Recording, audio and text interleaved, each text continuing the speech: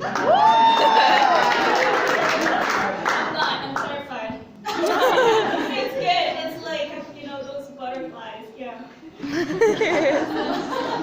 Okay. So, when Nathan messaged me, I felt the privilege to just be able to share. And the question was, what DTS has been for me? Before I came here, I thought I knew everything about God, since I've lived in a YWAM base for 3 years in California. And then I came here, then I realized I knew nothing about Him.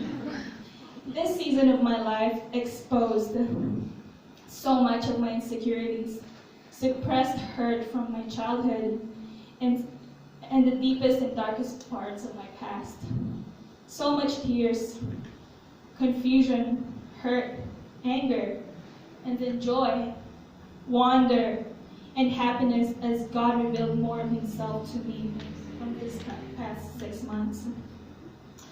My first worship night here in YWAM Brisbane was one of the roughest nights of my life. I felt so intimidated by these young people, so on fire for God. I was so pissed off though. I was so agitated. I was in the back, just pretended I was sleeping or in the worship praying. And I blamed God for being pissed off, because what was I doing here? What did I get myself into? Why did He have to create me this way? Why am I not as holy as these people? But that wasn't the only issue. I was so hard. I had a hard heart. Brick walls were surrounding my heart, and I didn't even know that till God softened my heart each time I get a revelation of His love for me. And as I got to know more of Him, I got to know more of the truth about myself. When we had one of our lectures at the Sunshine Coast, God struck me with a pretty hard revelation. But it was good because it was another worship night. Woo! When we had that worship night, one of the leaders said, pray for a person or somebody who's been so close to you who needs salvation.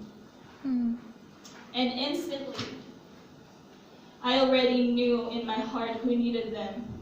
It was my dad and my ex.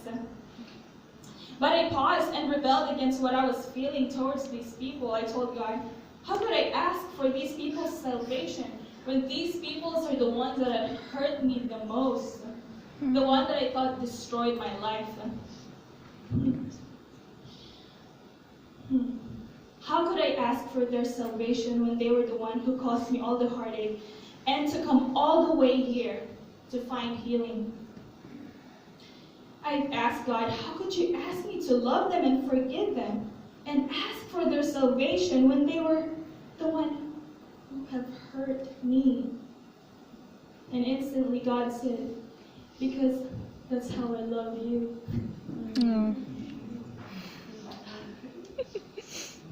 And I cried because He was so right. He did love me and chase me and forgiven me when I was the one who kept running away from Him.